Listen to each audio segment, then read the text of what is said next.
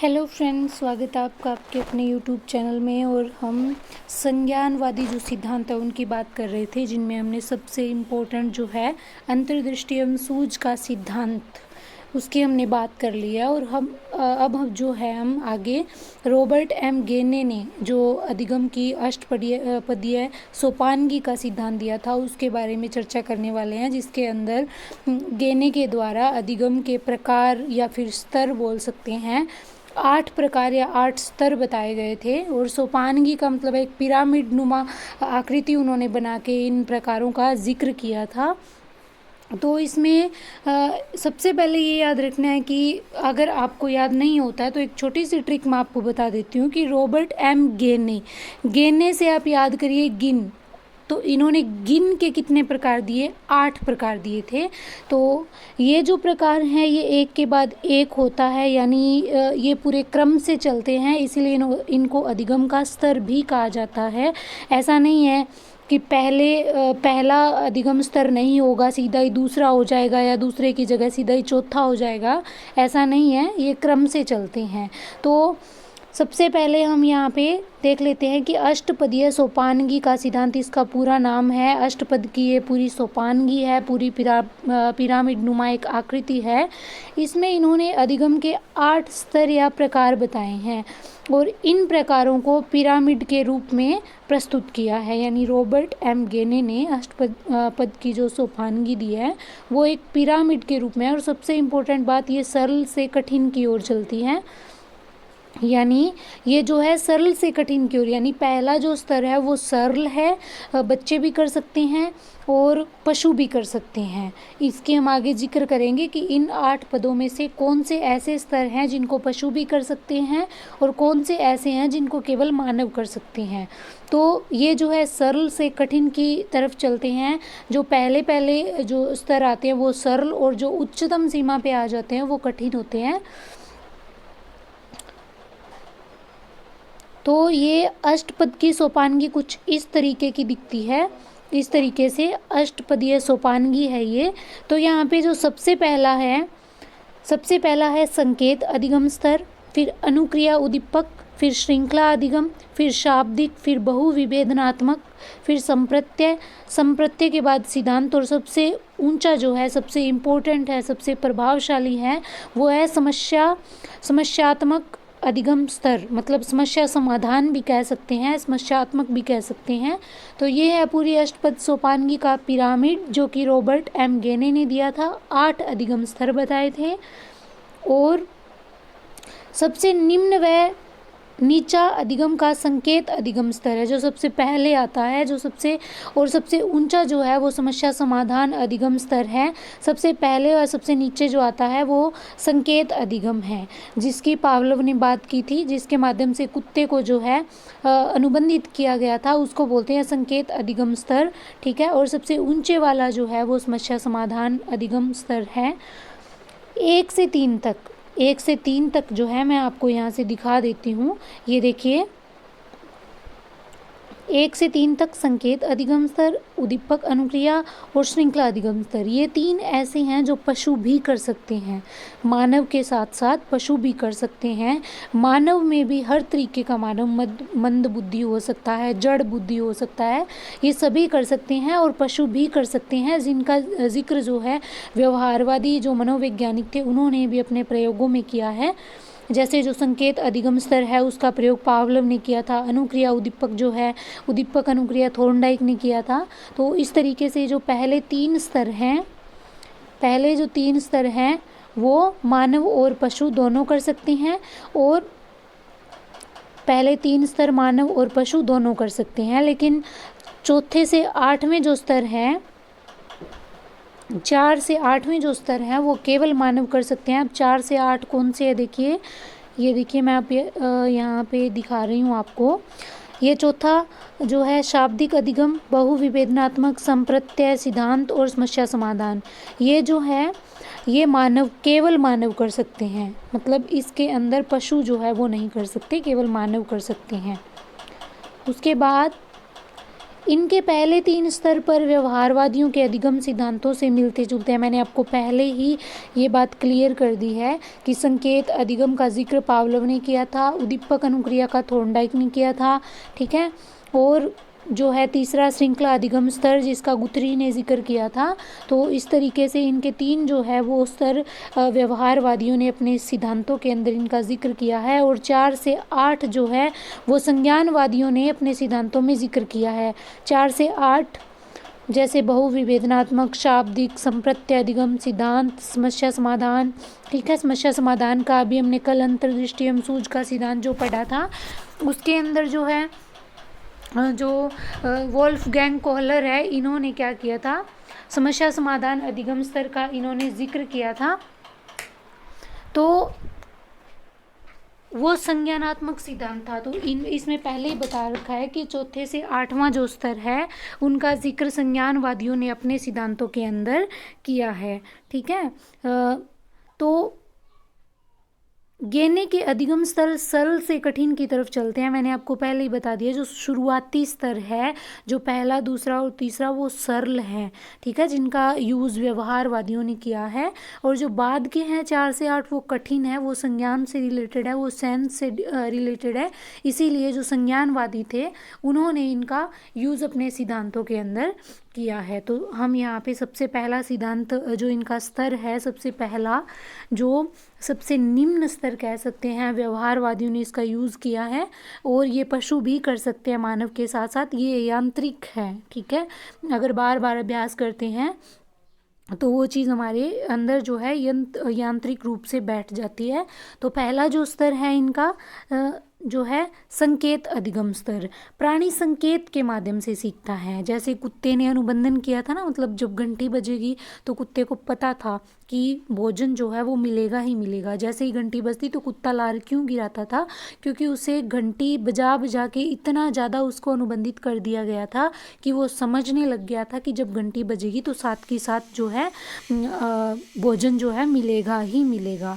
तो जैसे किसी स्कूल के अंदर बच्चे होते हैं या अपन भी होते हैं, आगे टीचर बनेंगे, या अब जो टीचर हैं या जो बच्चे पढ़ते हैं, जैसे ही स्कूल में बेल होती है तो बच्चे अपना जो बस्ता लेके भाग जाते हैं। उनका ये मानना है कि जब बेल बजेगी तो छुट्टी हो गई, ठीक है, चाहे वो बेल किसी और चीज़ के लिए बजे। कई बार क्या है कि बच्चे टाइम भी नहीं देखते, वो घंटी के साथ इतना बंधे हुए होते हैं कि कई बार अगर कोई मजाक में भी घंटी बजा देता है ना तो बच्चे भाग जाते हैं और टीचर पीछे से बुलाते रह जाते हैं। क्यों?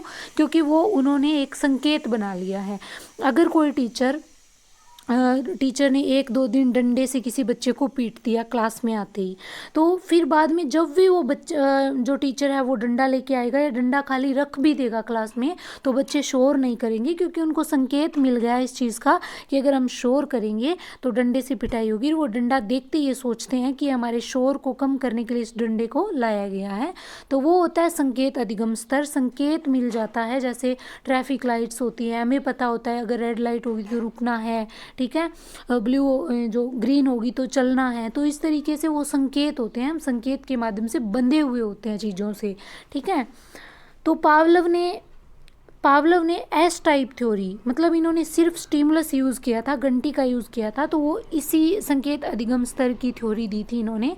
पशु व मानव दोनों कर सकते हैं, और ये यांत्रिक होती है। किस तरीके की होती है? ये यांत्रिक आदतों का निर्माण जो होता है वो संकेत अधिगम जो स्तर है इसके माध्यम से होता है, यांत्रिक आदतों का निर्माण।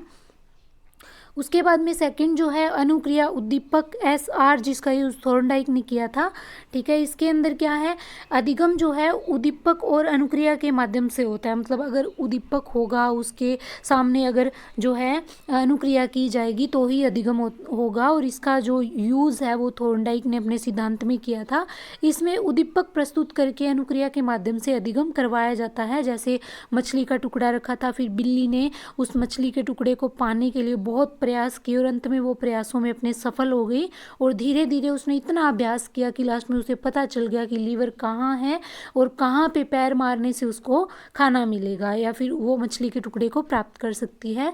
तो इस अधिगम के स्तर में इन्होंने माना है कि जो अधिगम है वो उद्दीपक अनुक्रिया की उपस्थिति में होता है, उनके बिना संभव नहीं होता, ठीक है। नेक्स्ट जो है श्रृंखला अधिगम स्तर, इसका यूज जो है गुथरी ने किया था, एडविन रे गुथरी। इसका जो उपनाम है वो क्रमिक अधिगम है। इनका मानना है इस अधिगम स्तर के लिए कि जो अधिगम है वो क्रमिक रूप से होता है। ऐसे नहीं है कि एक स्तर को छोड़ के दूसरे स्तर पे जाया जाए, ऐसा नहीं है। जैसे हम किसी बच्चे को खाना खाना सिखाते हैं तो हम पहले उसको कहते हैं कि तू पहले प्लाथी लगा के बैठेगा, फिर अपने जो है पहले हैंड वॉश करेगा, फिर आराम से बैठेगा, फिर ठीक है थाली में खाना आएगा, फिर चम्मच से खाना खाएगा, ठीक है, और खाना खाते समय बोलेगा नहीं।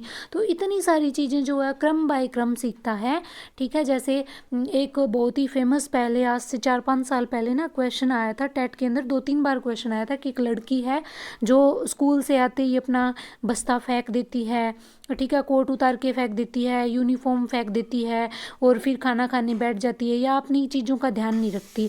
और उसकी मम्मी ने उससे डांटा तो वो धीरे धीरे अब जो है उसने सीख लिया है कि वो पहले आएगी, कोट उतारेगी, उसे अपने अलमीरा के अंदर रखेगी, फिर यूनिफॉर्म चेंज करेगी, फिर जो है अपना बस्ता अपनी सही जगह पे रखेगी, जूते उतारेगी, उन्हें सही जगह पे रखेगी।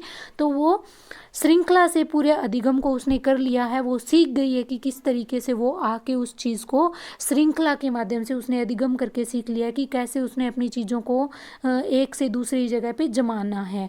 तो ये जो श्रृंखला अधिगम है ये पशु भी कर सकते हैं मानव के साथ साथ। श्रृंखला या क्रम से विषय वस्तु प्रस्तुत करके अधिगम करवाना। इस लड़की वाले उदाहरण के साथ साथ हम वर्णमाला का उदाहरण ले सकते हैं। जैसे हम बच्चों को सिखाते हैं, ठीक है, ए आ ई ऊ ऐसे उनको उस टाइम मतलब नहीं पता होता, लेकिन हम उनको रटवा देते हैं, जैसे 1 2 3 4 5 6 7 8, ठीक है। जैसे पहाड़े याद करवाते हैं तो वो श्रृंखला के माध्यम से याद करवाते हैं और बच्चे जो है उनके साथ अनुबंधित हो जाते हैं। वो अगर श्रृंखला मिस हो जाए ना बीच में तो फिर वो शुरू से स्टार्ट करते हैं। क्यों? क्योंकि वो उनको मतलब नहीं पता है। अगर बीच में वो अटकेंगे तो वो बीच वाला भी भूल जाएंगे, फिर उनको याद नहीं रहेगा कि पहले क्या था।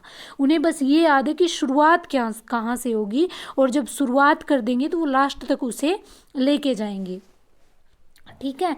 तो इसी के माध्यम से गुथरी ने एक कोटेशन भी दी है जो ये है कि यदि किसी श्रृंखला में एक गलती हो जाती है तो पूरी श्रृंखला को नहीं दोहराना चाहिए दोबारा से, बल्कि श्रृंखला के जिस भाग में गलती हुई है उसी भाग को दोबारा से दोहराना चाहिए, ऐसा गुथरी ने बोला। और ऐसा होना भी चाहिए। हम भी आगे टीचर बनने जा रहे हैं। अगर कोई बच्चा एक श्रृंखला में हमने बच्चे को कोई चीज़ रटवाई है तो कोई बात नहीं, हमने आसानी से याद करवाने के लिए उसे रटवा दी, लेकिन बाद में हमें उसे वो चीज़ समझानी भी है। अगर वो बीच में गलती करता है तो हमें उसे बीच में बताना है उस चीज़ का मतलब, और उस चीज़ के बाद में और पहले क्या आएगा, हमें उसे ये सिखाना है।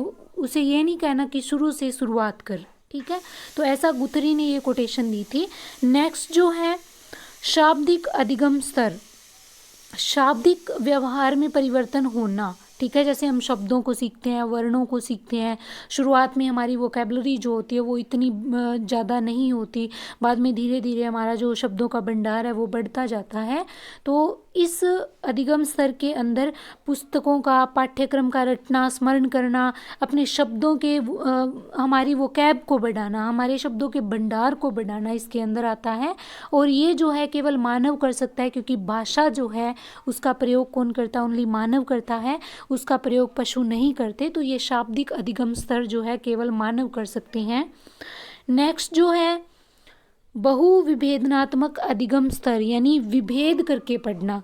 हमें अगर हमारे सामने सेम वर्ड आते हैं तो उनका विभेद करना, भाई इसका अर्थ क्या है, इसका अर्थ क्या है। जो समान उच्चारण वाले शब्द होते हैं ना, जिनके अर्थ अलग होते हैं, जैसे कनक कनकते, सोगुनी, मादकता, अधिकाई, इसमें कनक कनक 2 बार आया है। एक कनक का मतलब सोना है और दूसरे का धतूरा। ऐसे अंतर कर करके हमने बच्चों को पढ़ाना है और उनके शब्दों के भंडार को बढ़ाना है, वो एक शब्द से अनेक अर्थ निकाल पाए। तो इस तरीके से जो है उद्दीपनों में अंतर करके बच्चों को पढ़ाना चाहिए, या बच्चे जो है इस स्तर पे उद्दीपनों में अंतर करना सीख जाते हैं। नेक्स्ट जो है संप्रत्य अधिगम स्तर, ये जो है मस्तिष्क से जुड़ा हुआ है।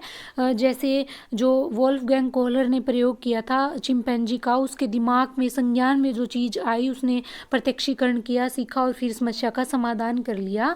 तो ये भी जो है मस्तिष्क में बनने वाले बिंब से रिलेटेड है। अगर कोई चीज़ हमारे मस्तिष्क में एक प्रतिमा बनती है और फिर हम उससे पूरा सिद्धांत बना लेते हैं, तो सिद्धांत बनने से पहले कुछ ऐसी चीज़ें होती हैं जो हमारे दिमाग में आती है। सिद्धांत ऐसे ही नहीं बन जाते, ऐसे नहीं है कि बैठे बिठाए हमने सिद्धांत बना लिया, उससे पहले उस चीज़ का बिंब प्रतिमा हमारे दिमाग में बनती है। तो ये जो है बिंब और बनता है दिमाग में, उसी को बोलते हैं संप्रत्यय। ठीक है, नेक्स्ट जो है सिद्धांत अधिगम स्तर। पहले संप्रत्यय बना फिर सिद्धांत पे आएंगे। इस विश्व में होने वाली सभी घटनाओं की क्रमबद्ध व वैज्ञानिक रूप से जो जानकारी हमें प्राप्त होती है वह सिद्धांतों से होती है। अगर कोई भी चीज़ है, जैसे धरती के अंदर गुरुत्वाकर्षण बल है और ये सारी चीज़ों को अपनी तरफ खींचती है। धरती गोल है लेकिन फिर भी हम एक सतह पे खड़े रहते हैं, क्यों? क्योंकि ये हमें अपनी तरफ खींच के रखती है।